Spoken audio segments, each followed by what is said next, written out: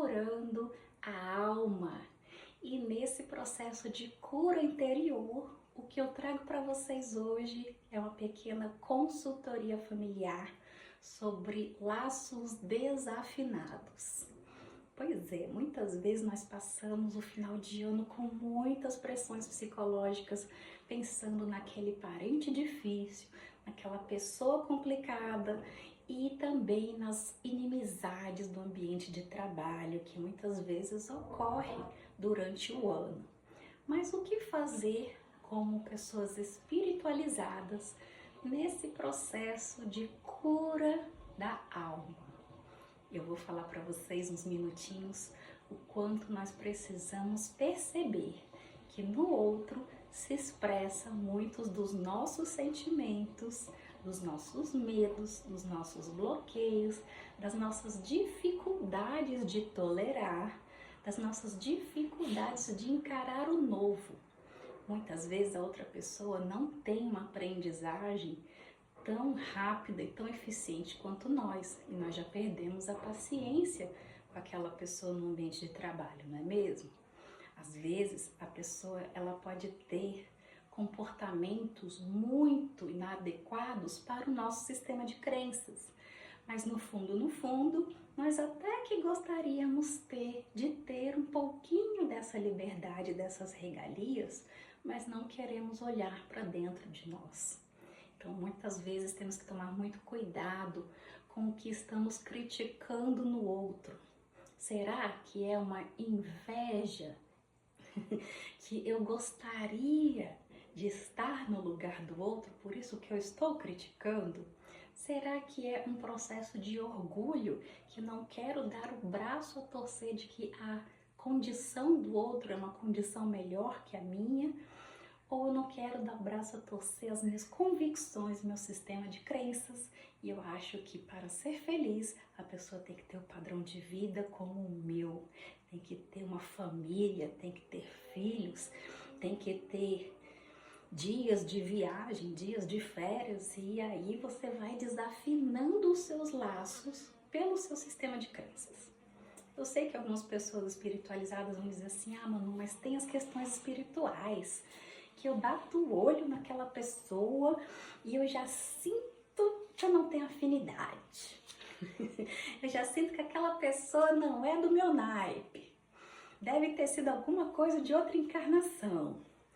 Olha, gente, eu já tive desavenças gratuitas, que por mais que eu tentasse amenizar a minha convivência com algumas pessoas, essa condição era sempre uma condição de inimizade, uma condição de dificuldade. Então, eu compreendo que há pessoas que nós vamos encontrar durante a nossa encarnação que não vão ser aquelas amizades fluidas e aqueles amigos de candura, que lamentavelmente acontece. Nós somos humanos, nem todas as pessoas gostam do meu tom de voz, nem todas as pessoas gostam do meu cabelo. Hoje até prendi o cabelo.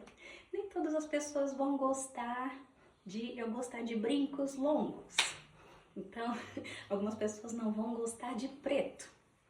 Outras pessoas não vão gostar do seu jeito de ser, da sua energia. Quando essa situação começa a ficar muito desagradável e vira um ranço, como o pessoal do sul fala, né? Um ranço. Um conflito energético constante entre você e o outro, isso sim pode ser uma condição kármica. Mas primeiro você tem que olhar as condições emocionais. O que o outro me apresenta que eu não estou me afinizando? O que o outro significa que eu não estou aceitando? Qual é o meu índice de intolerância em relação ao outro? Ele só tem defeitos? Não, provavelmente essa pessoa tem qualidades e você não está querendo ver as qualidades dessa outra pessoa.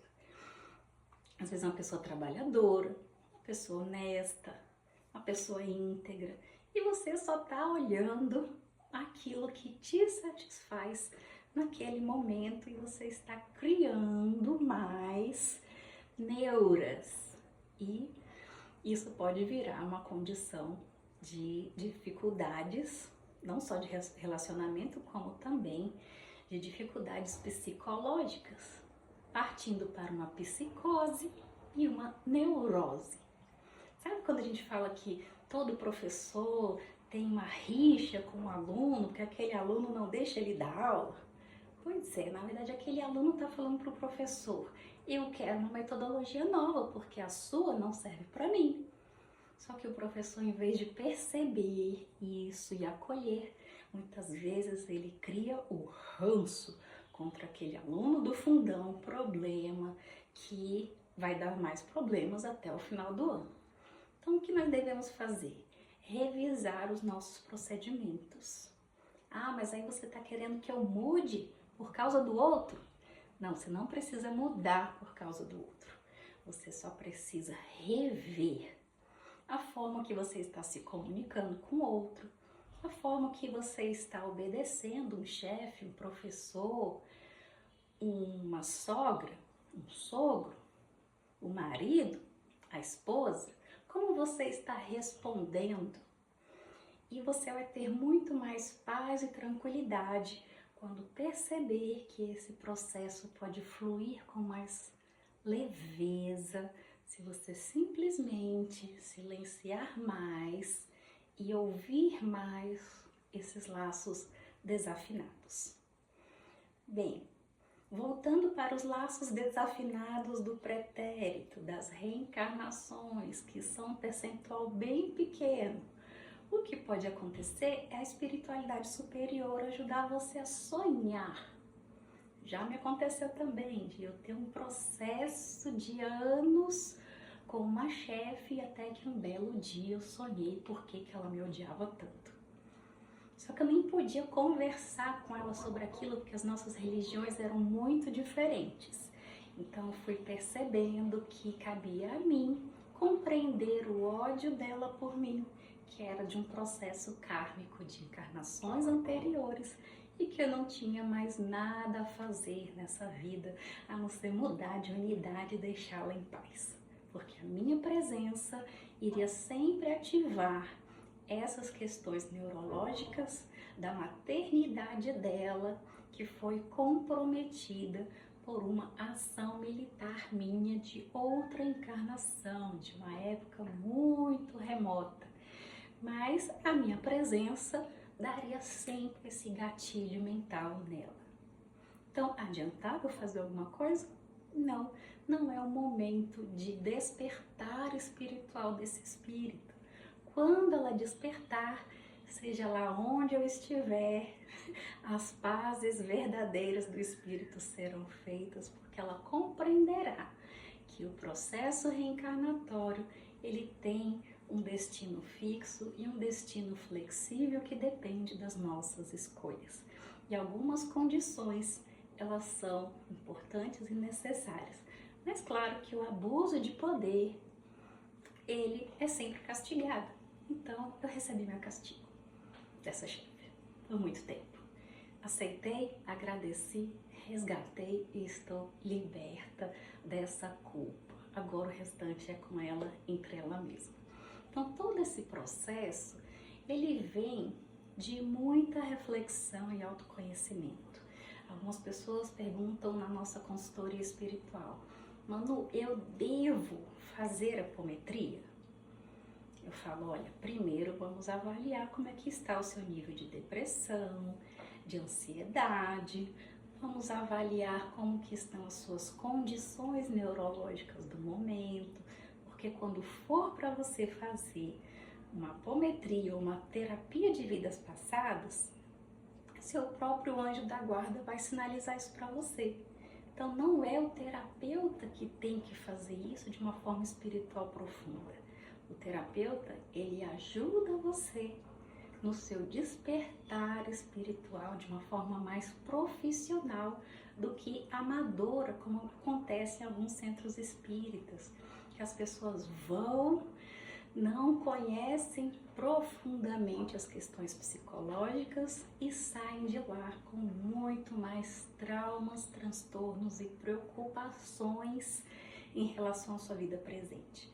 Então, esse processo de terapia de vidas passadas, que a nossa psicóloga Silvia Helena costuma fazer no nosso projeto Regenerar de Neurodesenvolvimento, e quando é necessário, eu indico para ela o paciente, eu falo para ela, olha, eu não posso usar minha mediunidade nesse quesito, mas eu estou ouvindo os protetores dizendo que essa pessoa não está preparada, então vamos fazer ainda uma preparação, vamos fazer ainda um processo de energização dessa alma encarnada aí nessa turbulência, vamos indicá-la para o melhor templo religioso da sua crença, porque o seu sistema de crença é muito importante. Se você não é reencarnacionista, como é que você vai fazer uma terapia de vidas passadas? Se você não tem leitura o suficiente sobre reencarnação, se você não conhece o livro dos espíritos, se você nunca fez uma meditação, fica mais difícil perceber esse insight da espiritualidade. E às vezes as pessoas elas conhecem pouco e já acham que podem. Só que às vezes o conhecimento que é da parte racional do cérebro não está tão evoluído quanto a sua parte emocional, que vai se melindrar com a verdade, que você vai chorar, você vai espernear, você vai olhar para sua própria mãe, para o seu próprio marido, para as pessoas que você vai reconhecer nessa encarnação com muito ódio, em vez de olhar com tolerância, paz e querendo afinar os laços que já foram desafinados antes. Então é muito importante esse processo psicológico de amadurecimento. Então, qual que é a minha indicação? Procure uma psicóloga espiritualizada, espírita, reencarnacionista, budista, oriental, que você possa conversar sobre isso, para que trabalhe toda a sua ansiedade.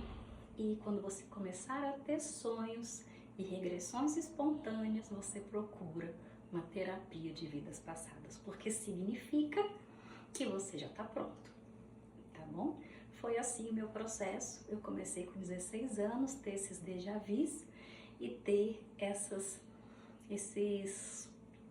regressões espontâneas, até mesmo acordada, ou fazendo um pequeno cochilo depois do almoço. Eu já tinha essas regressões espontâneas, então eu fui procurando a apometria no meio espírita e depois eu fiz a hipnose já com uma profissional mais qualificada. Então esses laços que vão desafinando durante a nossa encarnação podem ter ligações anteriores? Podem ter karma? Podem, mas às vezes o karma não é diretamente com a pessoa que você está achando. Às vezes é com o advogado da pessoa, às vezes é com a mãe, com o filho, com outra pessoa que está vinculado àquela egrégora familiar e energética que você já prejudicou no passado ou que você foi prejudicada no passado. Então nós, em alguns momentos, somos vítimas e em outros momentos nós somos agressores. Então a bola de neve desse processo de cura da alma, ela é sempre muito relativo.